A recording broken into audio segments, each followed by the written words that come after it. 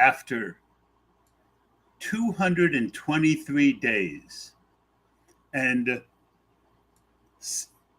after 223 days and over 740 best ball drafts, best ball season is over. And I want to welcome you to the Sharp Betting and DFS show. My name is Tod Burros, and I am your host. And I will be joined for 18 weeks by Ryan McCrystal, and we will be doing a show together. We will be the content of the show will be include both prop and a quick discussion of the Thursday night game, some of Ryan's favorite props of the week, and then I will share some of the teams or players for daily fantasy that I think are over or underrated for Thursday of the week. You got to keep in mind when we do this that things change a lot in daily fantasy between Thursday night and Sunday, but the goal therefore isn't to give you final answers, but to give you some thoughts that you can take forward with you into the weekend with the hope that you will take down a big daily fantasy contest. Week 1 of the season is finally here, and we at Sharp Football are offering a special deal to get ready for the season. Use the code WEEK1 to get 77% off our weekly all-access package at sharpfootballanalysis.com. With that, you get Warren Sharp's NFL and NCAA betting recommendations, along with the wonderful fantasy football content that Rich Rebar produces every week. Use the code WEEK1 for 77% off weekly all access, or use the code SAVE25 for 25% off 4-week or season long. We would also appreciate greatly if you would follow our podcast and review it, and especially for those of you who check out our YouTube channel, where we are streaming this live each week. If you would like and subscribe to the channel, it really does help us. It helps support the podcast and keep the lights on so we can continue to give you our best content. With that said and done, Ryan, it's funny. Well, first of all, welcome. Before I get into analyzing you and probing you and, seeing what you've got.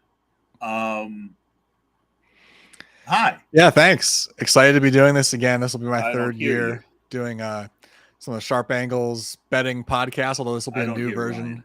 So, welcome back to everyone who listened last year. Obviously, I'll still be. I can hear you, Todd. Sean. I'll still be bringing all the same betting player props that I've been doing for the past couple of years. The only change here, obviously, this year is, Todd and I will both be doing this podcast. He's more of a fantasy DFS guy. So, we're going to be incorporating that into the show. Obviously, there's a lot of overlap between DFS I don't hear Ryan. And player props. So we figure this would be a good pairing to sort of pair us up together, cover a lot of the same types of player props and DFS stuff. Unfortunately, it looks like we're having some audio issues here. Week 1 hiccups are to be expected. Todd, can you hear me at all yet?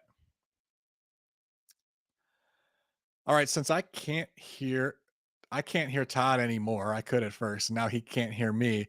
I will jump into where we wanted to start. And that was with the Thursday night game, obviously, just like on the podcast last year. Kick things off, drop a little Thursday night stuff in here so that because we're recording on Thursday. So just like last year, I want to give out at least one prop that I like for this Thursday night game. Even if it isn't one of my favorite, obviously it's fun to have something, a little bit of action on all of these standalone games. So my prop for Thursday night is the over on David Montgomery's rush attempts at 12.5.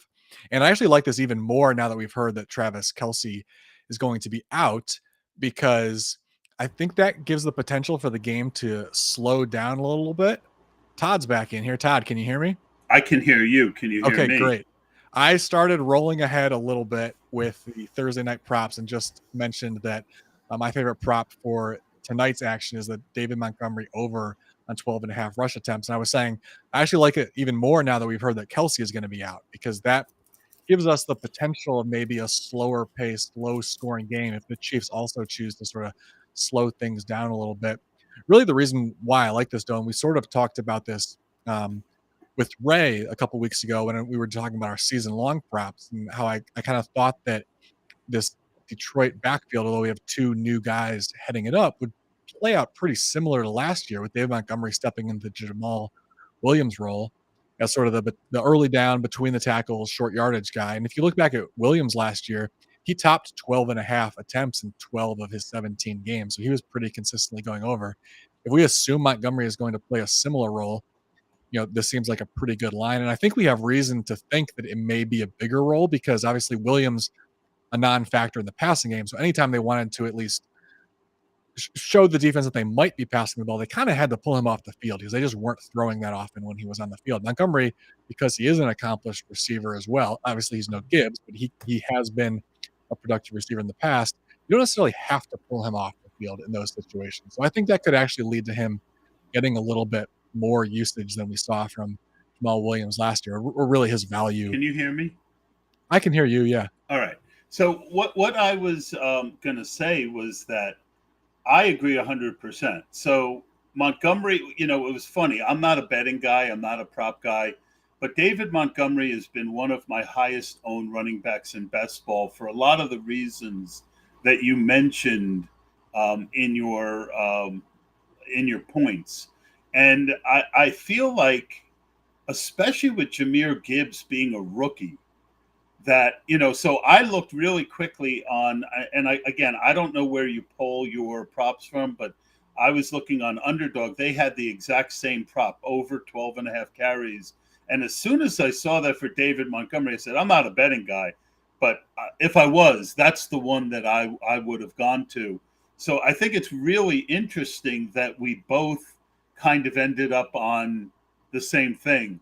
I've actually I made one lineup for DFS tonight. At first, I had Montgomery in the captain seat, and then I took him out for Mahomes.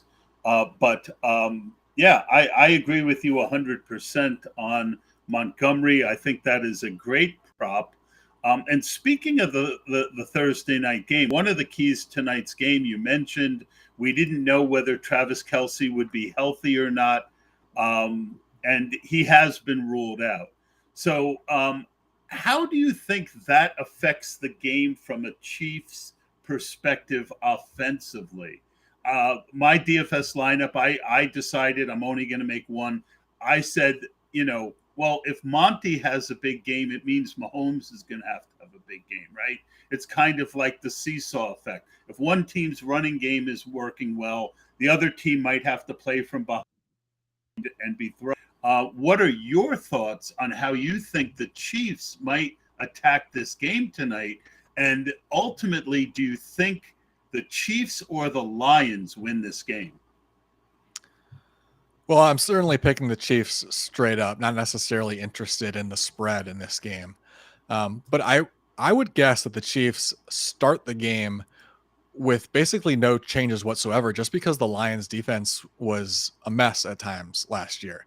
So I think if you're the Chiefs and you have Patrick Mahomes, you just kind of got to come out and just roll your offense out with or without Kelsey.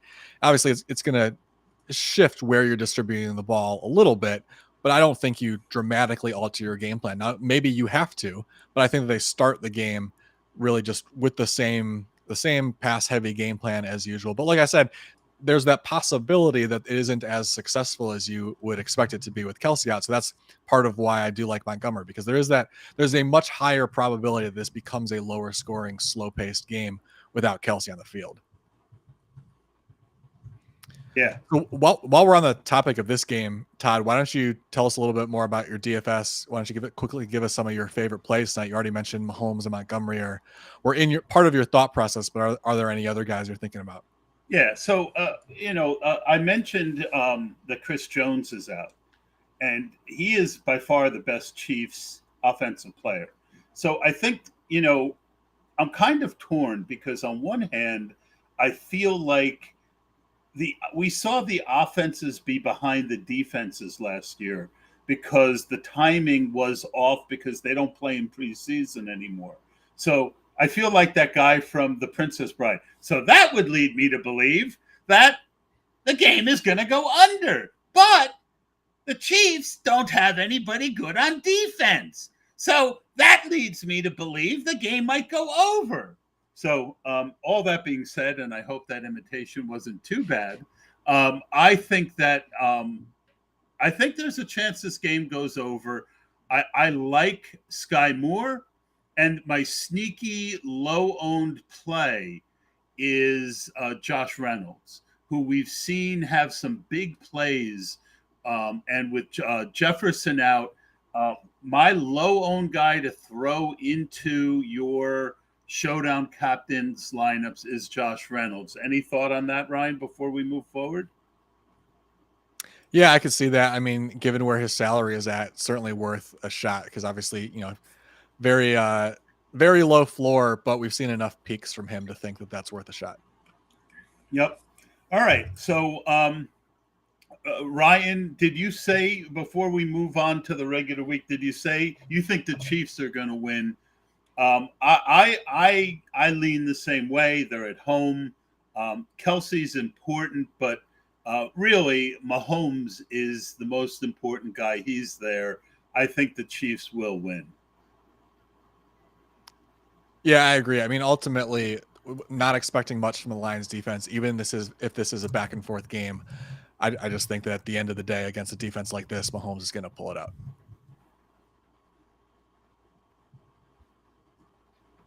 All right, so let's go into the regular week. Let's look at some of the props that you've talked about in your article.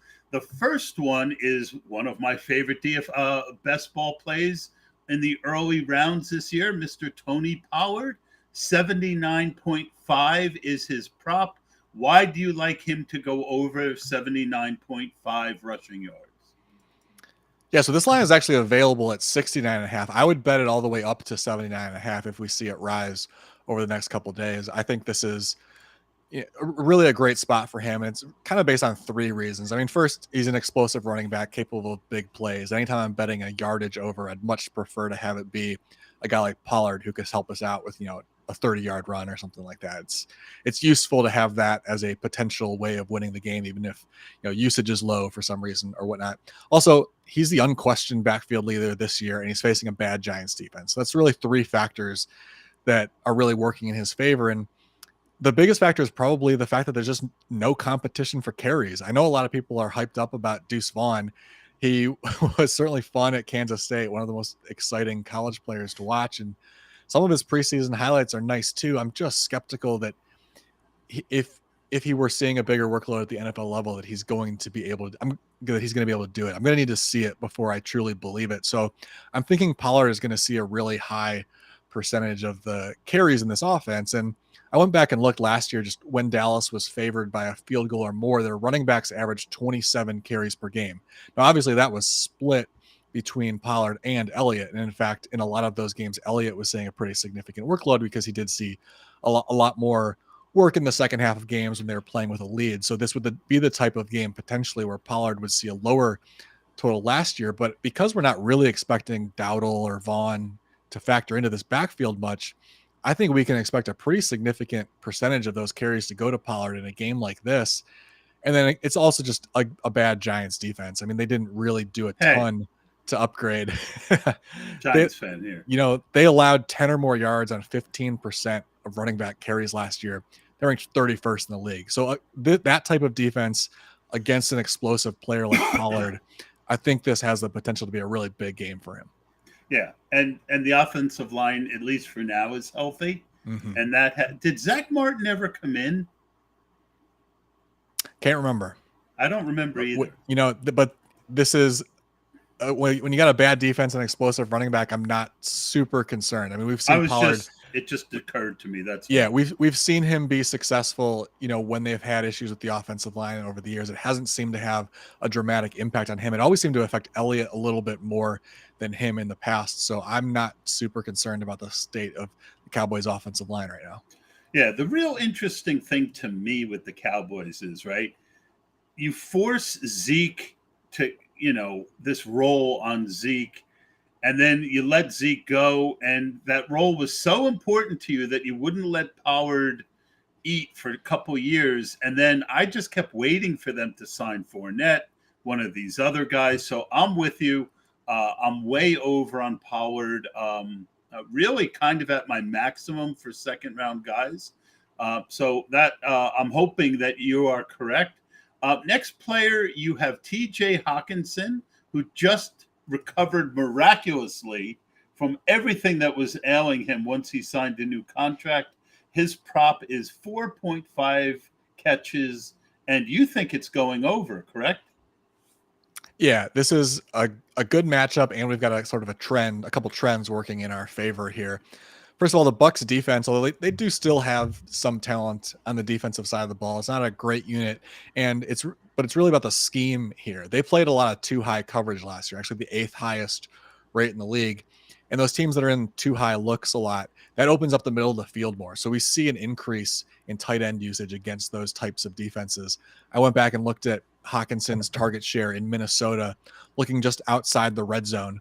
And when the defense was in a too high coverage, he had a 25% target share versus single high coverages 18%. So I mean, this is pretty typical in a lot of offenses. We see the tight end splits this way.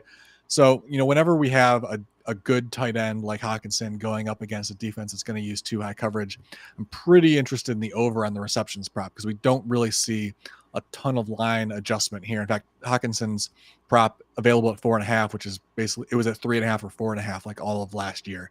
So we don't see a ton of line movement for these adjusting for coverages. So there's usually a bit of an edge here. And then just, I mentioned some trends in our favor. Last year, Hawkinson there was one game where he didn't have a line available, the last game of the year last year, but in 7 of his 9 games with Minnesota where there was a line, he hit the over on his receptions prop. And because of this, because of the Tampa Bay's coverage scheme, their opponents closed the year with 5 straight games of their starting tight end hitting the over on reception. So this is a really good matchup. We got a reliable tight end in against a favorable defensive scheme. I think this is probably my favorite prop of the week. All right, TJ Hawkinson over. The next gentleman is Desmond Ridder, over 210.5 passing yards. Ryan, I think there's going to be a lot of people out there who are questioning your sanity over this one, but I am not one of them. So go ahead and explain. Yeah, this is basically just about fading the assumption out there that the Falcons are going to be the most run-heavy offense we've ever seen because they've added Bijan Robinson. I really feel like they ran the ball so much last year they can't become more run-heavy. During Ritter's 4 starts, 46% of their offensive plays were a handoff to a running back. That was the highest rate in the league in that span. And despite that, Ritter went over 200 yards twice, which is right where the line is this week. I would actually bet the line all the way up to 210 if we do see it rise, although I suspect it would be more likely to fall. So, it's reasonable to wait a couple days, maybe see what the line is on Sunday if you are with me on the over here. But, the addition of Robinson, they already had such a good rushing attack last year with Algier. And Robinson, he actually might make them more pass heavy because he is a capable pass catcher. Whereas Algier was just a non-factor. They just didn't really look to him. They switched, they brought Patterson in or whatever when they wanted to throw the ball. And so I think that having Robinson on the field sort of opens up your options more right here. So they could be surprisingly a more pass heavy offense this year than we saw last year, just because of the way that Robinson, the options that he provides you in the backfield. Let me make sure I have this correct. What you're saying to me is that because number 1 pick of the Atlanta Falcons, Bijan Robinson, is so good of a pass catcher, people are not factoring in how that could change the Atlanta Falcons offense and make it more pass happy. Is that correct? That's correct, Todd. Wow. All right. Let's move on to Kenneth Walker. Twitter pronounced him dead somewhere right around May 1st when Charbonneau was drafted. His prop this week is 68.5, which, honestly, of all the ones that you've put to talk about today, that's the one, because Walker's a guy who's either going to get 35 yards or he's going to get 165 yards. He's a big play hitter. What is it that makes you think that he's going to break off a big run and get enough volume to get that prop across the finish line? Yeah, I like this matchup, and I think the fact that it's early in the season is a big factor. I am actually a little bit down on Walker long term. I think Charbonnet has a great opportunity to, as the season wears on, sort of win favor with that coaching staff and maybe take some carries away, maybe even take the starting job away from Walker, because he's just a little bit more of a reliable, always moving forward type of running back. Whereas Which he's a old-fashioned dancer. coaches like Yeah, Pete Carroll love. exactly. So long term, I do think that's a strong possibility, but they've given us no indication that that's going to happen right out of the gate. It certainly sounds like Walker's still their guy. So in this game against a bad Rams defense, I still think it's a really good matchup for him. He had 114 yards in his one full game against the Rams last year. And I think because of Charbonnet, this line is actually pushed down a little bit, which maybe makes this favorable. It's at 63.5. I would bet it up to about 68.5. I think a little bit of a cushion there if it does rise. And, like I said, his weakness is that he'll dance in the backfield and he'll take negative plays. And that's just much less of a concern against this, shell of a Rams defense. Last year they ranked 27th in rate of contacting the ball carrier in the backfield. So, it is a really big concern when Walker goes up against a disruptive defense. And I think that there are going to be certain games where we definitely want to avoid him. But this is a pretty good matchup. And because it's week one, I think he's still going to maintain a lot of confidence from the coaching staff until he gives them reason to pull back. So in week one in this matchup, I do like the over on Kenneth Walker's rushing yards. Yeah, and Walker is 6,000 on DraftKings this week. And my guess, when I was looking at DFS plays, I didn't look at everything. I just was looking for the ones that I felt strongly about. But I'm guessing Walker is going to be pretty low owned because of the Charbonnet fear. And if you're trying to win $1 million or a big DFS tournament, Walker still does have that just a tremendous upside. Like I joked, he's either going to get 40 yards or 165. So that makes him interesting for DFS. The last prop, Ryan, for you to cover is Aaron Jones over 59.5. Yeah, this is probably my least favorite of the ones we've talked about, but I still like it. Before we saw the lines, I wrote down 59.5 as sort of like the max that I would go to, and then it opened up at 58.5. So I wish it were a little bit lower, but I'll still take it here. It still falls within the range that I was hoping it would. And I'm basically just betting on a run heavy approach here. I mean, without Aaron Rodgers, it would make sense if they leaned on the run a little bit more, at least early this season, while Jordan Love is sort of acclimating himself to the starting role. And they were already a pretty run heavy team last year. So, that's sort of even more reason to think that it's not going to require a huge shift in philosophy for this to become, one of the top 3 or 4 run heavy teams. In fact, in the first through third quarter last year, they had the 4th highest handoff rate on first down. So even with Rodgers, they were running the ball at a pretty good clip. It's also worth noting their offensive coordinator, Adam Stenovich, is a former offensive line coach and run game coordinator. Those guys like to run the ball, and he probably has more say in the offense this year, I would think, without Aaron Rodgers there, because Rodgers obviously had a very big say in what was happening in the offense, and we should probably assume Jordan Love does not have as much sway in those huddles as those guys, as Rodgers did last year. Obviously, AJ Dillon is a factor there, but over the years has tended to see more of like short yardage, second half lead situations. He's been more of that like between the tackles workhorse. So with the Bears favored in this game, if Green Bay is trailing or if it's a very close game, Jones is going to be on the field a lot more, and I think that also works in our favor. Yeah, I was more down on the Packers offense going into this year, other than Watson, who I just think is a guy who was priced fairly considering his upside. I started hot and heavy on Jones in best ball, and then I really cooled tremendously on him as time went on. Combination of age, but I do think they're going to run the ball, and this assumption that somehow they're going to let Aaron Rodgers go and be more pass happy. A lot of my friends on Twitter said that. I had a problem with that. Your thoughts, Ryan? It's just so hard to know what this offense is going to be, right? Like I don't feel like I want to project too much confidence in predicting what Green Bay is going to look like and how this offense is going to shake up. I just think that overall, I mean, basically it comes down to Dillon versus Jones as you're trying to predict what Jones is going to look like. And so I just lean back on what has happened in the past when trying to project the breakdown between those two. And the more explosive running back, I think, is going to be a lot more valuable. Yeah, Dillon did not look good last year. The high end numbers that guys in the industry run that show explosiveness, he had a big dip off of his first 2 years. So, Ryan, last question for me. I couldn't help but notice that all of your props were overs.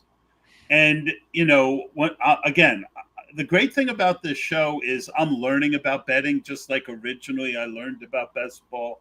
I learned about DFS. And part of my process is to, kind of challenge the thoughts that others take for granted. And one of the things I kept hearing on Twitter was that, you're much better off taking unders, and all your props this week are overs. Is it that you're a bit more contrarian than the field, or perhaps maybe the sites have, knowing that people would rather play unders, adjusted a little bit? Your thoughts? Yeah, it's a great question. This, in the previous 2 years of doing this podcast, I don't think I ever gave out a slate of all overs. Usually I don't know that I've given out all unders either. It's usually a mix, but leaning towards unders because those are often, better value there in the long run. It's hard for me to answer this process is that people would rather bet overs, and that's why. Yeah, go ahead. People would rather bet overs, so the lines are a little bit skewed, and also you're rarely going to win an over because of an injury, but injuries happen a lot, and you can certainly lose because of an injury, even if it's not a direct injury. Betting on a running back and a key offensive lineman gets hurt or something, or the quarterback gets hurt and the offense falls apart. But in this case, I'm not ready to say what the reason is specifically that I liked a bunch of overs this week. This could be, if looking back at the ones that I picked, it's quite a few of them that had already taken overs for these players on season-long props based on thinking that maybe the general perception of that offense is a little bit off base. So that's definitely a factor. And, maybe a week or two from now, everything will balance out and I'll be back to choosing more unders. And this will just be a one-off where it happened to be that, I thought I had an edge with some of these guys. Whether I'm right or wrong doesn't really matter. Either I'm going to have to adjust or, the lines are going to have to adjust in future weeks. So that could be the only reason. But you're right.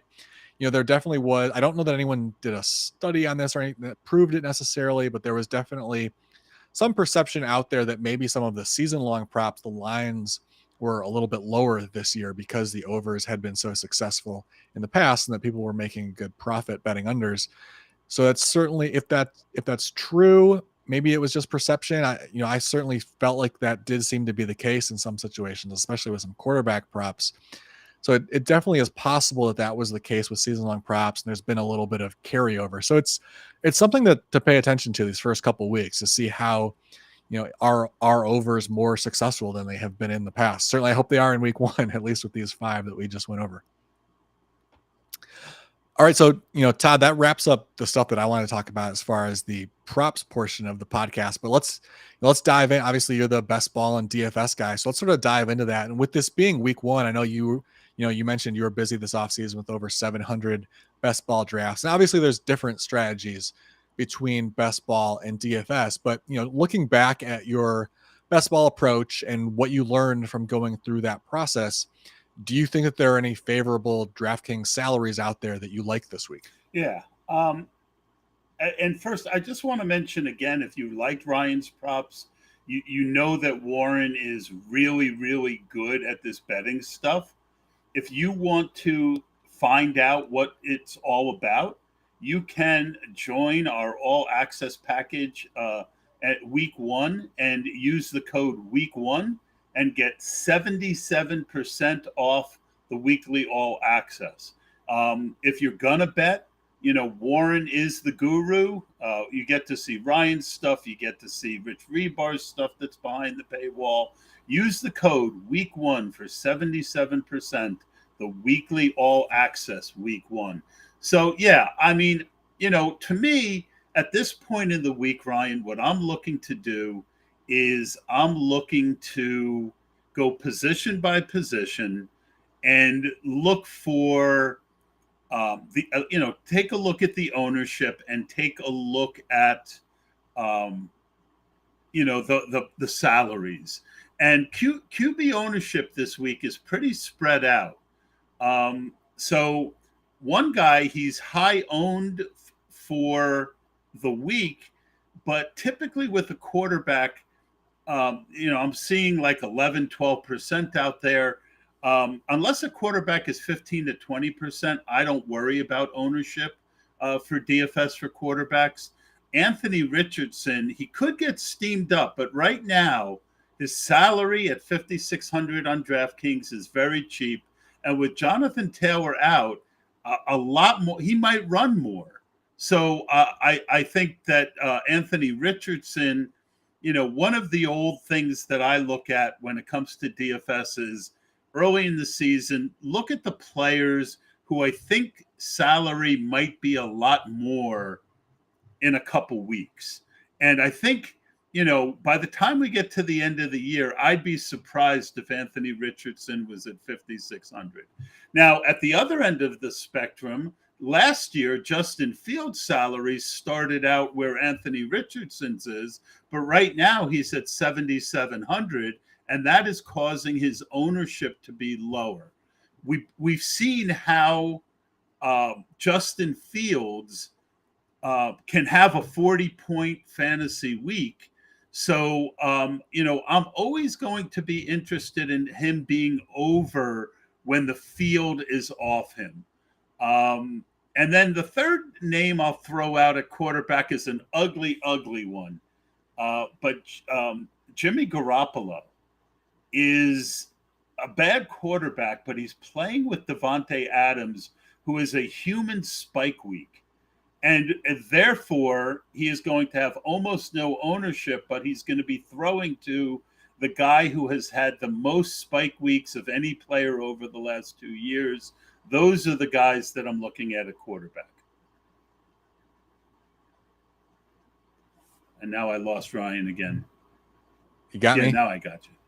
Yeah, that certainly makes sense with Garoppolo.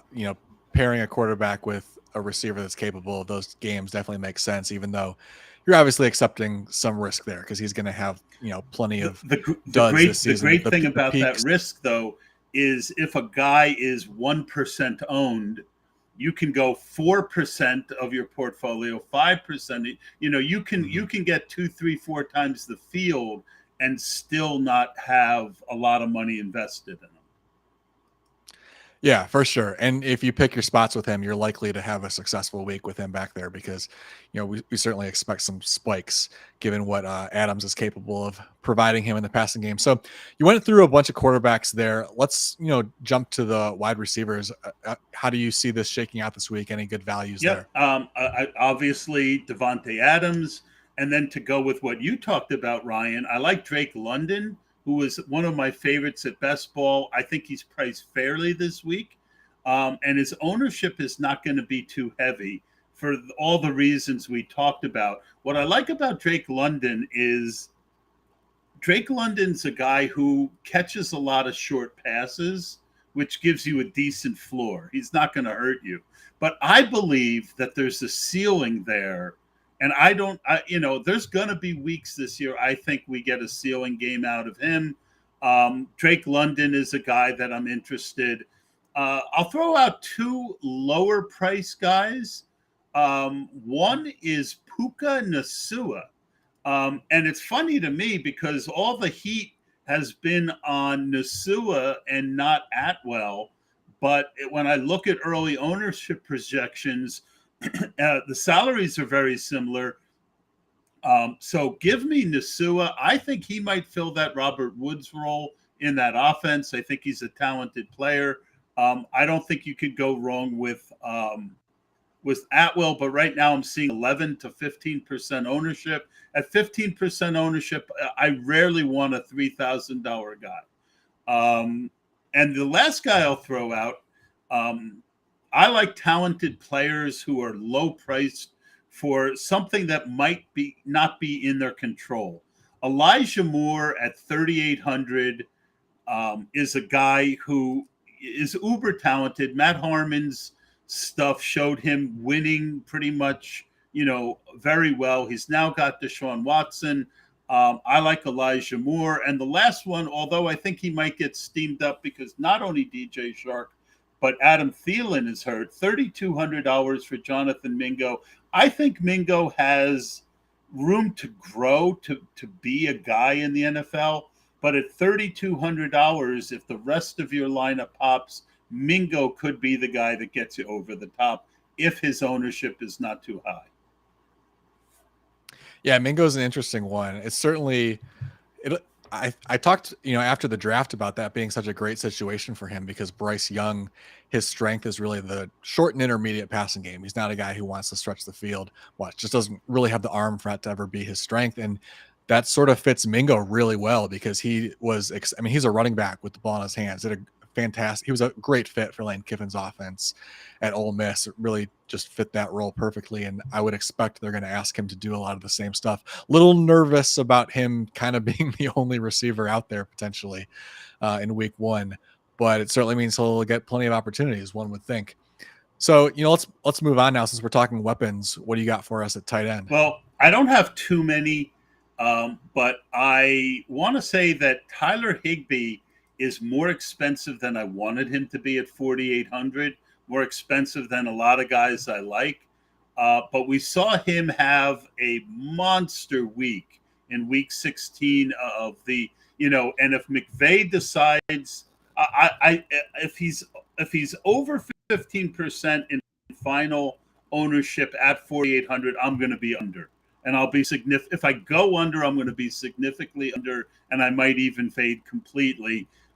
Because I want to and that would include putting more beans in Puka Nasua's, right? When you fade one guy on the team, if he fails, one of the DFS thoughts you should think about is you want to double down on your bets. So if I do decide to bet that Tyler Higbee is too expensive and not likely, I don't want to pay 17, 20% ownership, then I'll go down to almost zero and I'll raise my Puka Nasua. That way, I will double win in the sense that if Nasua gets me 20 points and Higbee bombs, I will not only be having a low-owned guy who does well, but I'll be eliminating a lot of teams that had Tyler Higbee. The other guy that I really, really am just going to, it's Atlanta Falcon week. But Kyle Pitts is just too talented to be 4,500.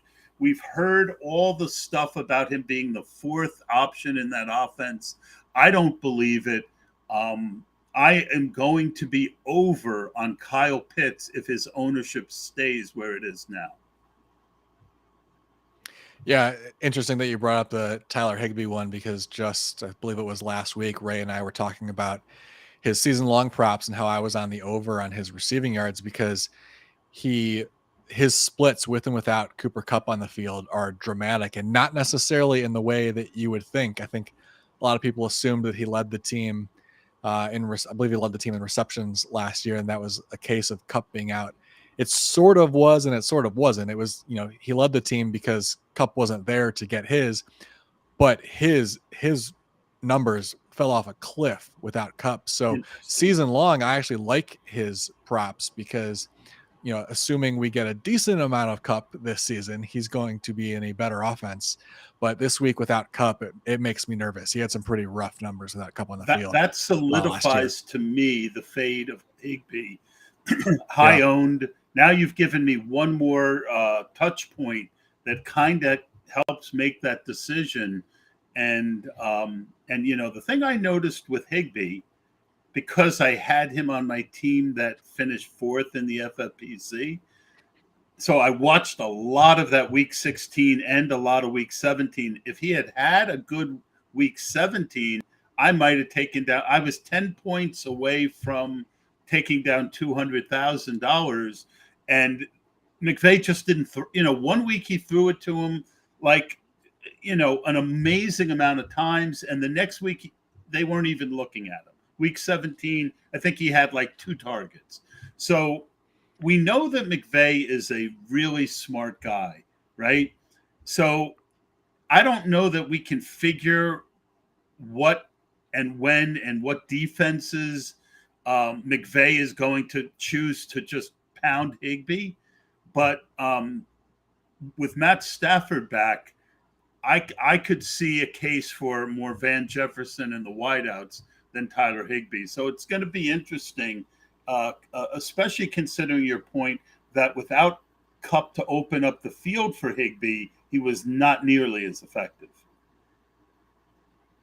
Yeah, absolutely. I mean, it just makes without Cup, it just makes the offense so much less efficient overall, and it's going to drive down everyone's numbers, and that seemed to really affect Higbee in a big way. There could be acres and acres of value this week. Oh, I do have 2 more tight ends before we get to running back. I like Chig Okonkwo. I feel like he is a guy that I have a lot of in best ball. Okonkwo was a guy who just was amazing in a per target opportunity basis last year. And the assumption is that, based on where he was going in best ball and where he was going in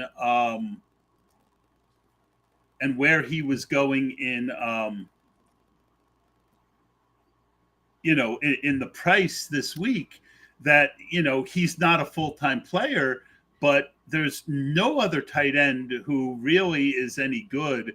And every report I saw at camp kind of talked about how he was on the field a lot. So I really like Chig Okonkwo. And the last guy, he could get steamed up if both Watson and Dubs are ruled out. But Luke Musgrove is going to be on the field all the time. And if one of them is ruled out and the other one is in, or if they're both in, but they could have injuries that could knock them out mid-game, I think Musgrove becomes very interesting in those scenarios. If he gets steamed up because both are out, I'll lose interest. Yeah, Musgrave's an interesting one. I'm a little nervous that he's going to be a little too touchdown dependent, and this offense might be kind of shaky for him to be a trustworthy play on a week in, week out basis. But, I mean, like I said earlier when we were talking about the Packers, I don't have a ton of confidence in what that offense is going to look like. So we could certainly be surprised, and he sees a consistently strong workload. So especially in week 1, I certainly don't blame you for wanting to take a shot on him. So you want to wrap up with running backs now? Sure. So, I know everyone's waiting for me to say Tajay Spears, but DraftKings no longer prices backup running backs in the 3,000. So most of these backups aren't really worth playing, week 1. So no, you're not going to get a Tajay Spears or a Roshan Johnson. I will say that right now, if Deion Jackson is the 3rd most highest owned running back, he's a fade for me. I think that's going to be a running back by committee. And we saw last year when Taylor was out. Deion Jackson had this one big game where they fed him, but that was with an interim coaching staff that's no longer there. I'm not going to count on that. I'm not saving that much money. So I'm going to fade him. I'm going to fade Alexander Madison at 6,500 with 10% ownership. Just not a guy I drafted in best ball, not a highly efficient player. I think people are still thinking that the Vikings are running a Shanahan offense where running backs, just crush like they did a few years ago. Madison's yards per carry over the last 3 years were anywhere from a half a yard to a yard and a half less than Dalvin Cook running behind the same offensive line.